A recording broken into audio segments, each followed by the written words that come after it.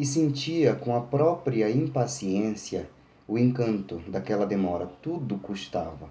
Custou a manobra do barco para entrar no ver-o-peso, o cais das embarcações à vela que vinham do Guamá, Ilhas, Salgado, Marajó, Tocantins, contra a costa, até vestir aquele fato novo feito na loja custou. A meia custou a entrar, as ligas de borracha apertavam nas pernas onde as marcas de ferida pareciam doer. O sapato, ao calçar, lhe doeu.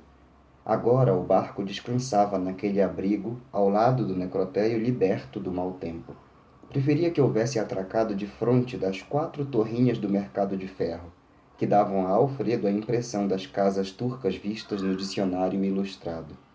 Ou perto das canoas de peixe, ou na escada junto às embarcações de mel, alguidares, jarros e urinós de barro. Vermelhos urinós de barro cozendo ao sol.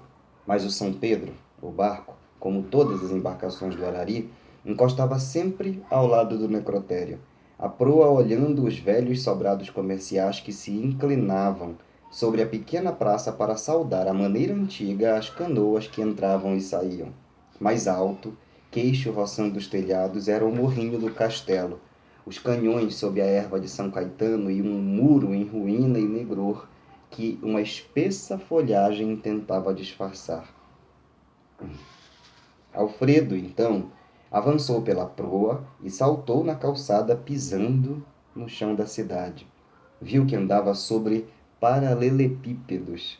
Numa dessas pedras levadas pelo alfer moço da lancha Atatá, se apoiava a trêmpido fogão da nhá Porcina. Por entre as pedras no chão da cidade grelava capim. Que luz! A do seu olhar, cheio de uma cidade que era só sua, não daqueles barqueiros, nem da sua mãe, nem daquela gente alheia e indiferente que passava, era sua, mas do ruído, nas vozes do ver-o-peso e no íntimo rumor de suas emoções, caía, como água de fonte, a voz de Andresa. Sentiu-se ferido por uma piedade miúda e uma tristeza que aguardava ao mesmo tempo o seu orgulho de estar na cidade. Pobrezinha de Andresa, que não estava a seu lado e que, por certo, vendo o automóvel, não daria aquele grito de matutice. Além das pernas trêmulas, estava sob o efeito do balanço da viagem. O chão movia-se, os velhos sobrados cabeceavam de leve, a cidade ia e vinha, flutuando num mar invisível de leve. Estaria andando direito, como o menino da cidade? Escutara a Dadá dizer em Cachoeira: eu conheço o rapaz da cidade pelo modo de andar.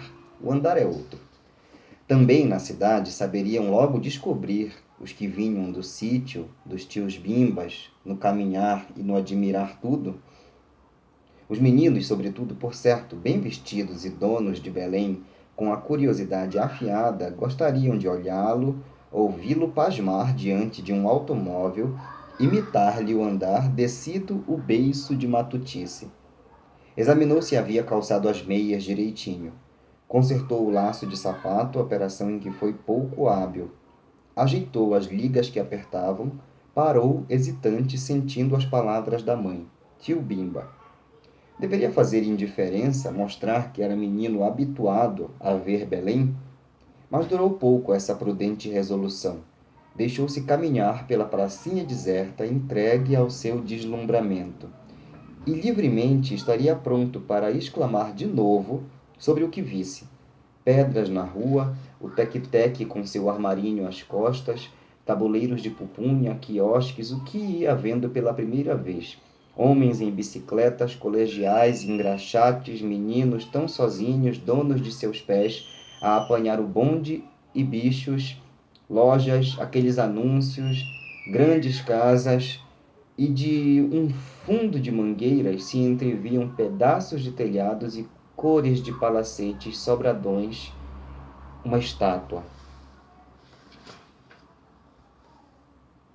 Lá fora, a doca se agitava. Longe seguia a senhora de pluma e leque, latejava a cidade, agora ao menino incompreensível, assustadora.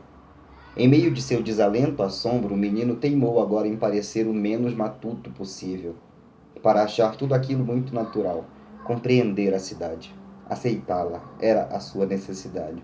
Ser amado por ela, saboreá-la com vagar e cuidado, como saboreava um piquiá, daqueles piquiás descascados, cozidos pela mãe, sempre receando os espinhos. Afastou-se do necrotério sob o mesmo balanço de viagem, se viu por um beco, agora na cidade velha, ao pé do barranco onde podia ver este e aquele resto da velha fortaleza. E como o rio e a doca desaparecessem, Belém se fazia mais escura, apesar do sol, ou por isto mesmo aqueles casarões e aqueles silêncios o deixavam de coração escuro, um andar cada vez mais confuso. Recuou. Deu um giro pelas proas ali na doca de fronte. Vinha das geleiras, aquele sempre cheiro de peixe. E alguns portugueses de roupa avermelhada em cima do toldo comiam pão. Me dá um pedaço desse teu pão? Desejou o cabeludo, receoso do barbeiro, como se aquele pão lhe curasse a matutice. Certa inveja teve deles, ali, tranquilos e barbudos, sem cuidarem de barbeiro, bem apreciando aqueles pãozões compridos da cidade. Passou um bonde cheio, a quantidade de passageiros o aturdiu. Contaria tudo isso para Andresa? Feito uma historinha aos bocadinhos, cheia dos apartes dela? Escondia ao lado matuto, espicaçando a curiosidade da pequena. Sozinho, sozinho numa barbearia na cidade. A mãe confiou nele para andar aquela distância que, tão pequena, não era nem tão livre de perigo. Atravessou a linha do bonde e até isso lhe pareceu extraordinário. Pela primeira vez, atravessava a pé e sozinho os trilhos do bonde, debaixo daqueles fios carregados de eletricidade, de vez em quando saindo uns relâmpagos quando o bonde passava. Pisou os trilhos, o olhar de um lado para o outro, a proeza, como se todos os meninos estivessem vendo ele atravessar. Mas e entrar nessa barbearia? Cadê? No bonde, Alfredo recolheu-se sem mais aquela sensação de que o elétrico, com sua velocidade e rumor, quebrava as vidraças da janela. Impressão esta que levara de Belém quando Pichote e sempre recordara em Cachoeira. Até que o bonde ia vagaroso. E meio sujo, seus passageiros afundavam-se num silêncio e apatia indefiníveis. Pareciam fartos de Belém. Enquanto o menino seguia com uma crescente gula de cidade, o bonde, cuspindo e engolindo gente, mergulhava nas saborosas entranhas da cidade, macias de mangueiras, quintais com bananeiras espiando por cima do muro, uma normalista, feixes de lenha à porta da taberna, a carrocinha dos cachorros que os levava para o fogo na cremação, o moleque saltando no estribo e logo descendo como se fosse pago para aquilo, tabuleiros de pupunha que transpiravam ao sol, a bandeirinha mais roxa que vermelha de açaí, um menino de calça encarnada, o portão arriando ao peso de um jasmineiro em flor. E onde era esse Teatro da Paz? Onde morava o doutor Gujão, médico de crianças? Alfredo parecia não ter viajado no bonde, e sim no barco. A rua era um rio ondulante. Viu a diferença entre as suas senhas da passagem do bonde, duas de 200 réis picotadas e as que lhe davam a cia Rosália, mãe de Lucília, quando voltava de Belém com o Montepio. Senhas de uma cidade para sempre perdida. E de repente, umas lágrimas que Alfredo enxugou antes que a mãe visse. Ao seu lado não deveria estar a maninha?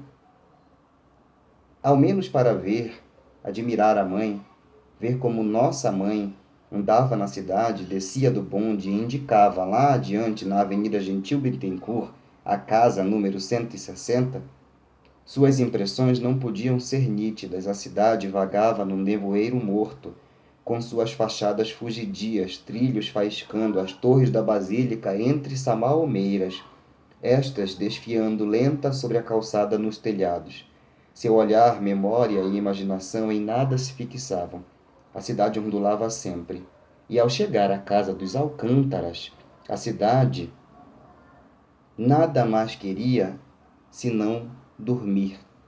Belém era uma embriaguez. Nos 160, ninguém na porta.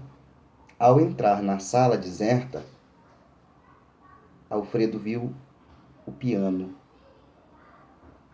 Pela primeira vez, um piano.